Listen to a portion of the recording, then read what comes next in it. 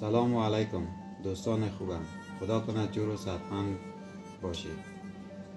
پیامبر ما حضرت محمد مصطفی صلی الله علیه و سلم می فرماید میگه شخصی که نماز شب و نماز صبح خود را در جماعت ادا می کند تمام شب آن در عبادت حساب می شود و شخصی که شب و صبح به جماعت می رود نماز خود را در جماعت ادا می کند الله جل جلاله برای آن در بهشت بهترین نعمتها را در نظر دارد. و دوستان خوبم، نماز جماعت 27 درجه از نماز تنها خواندن که درجهش بالاتر است.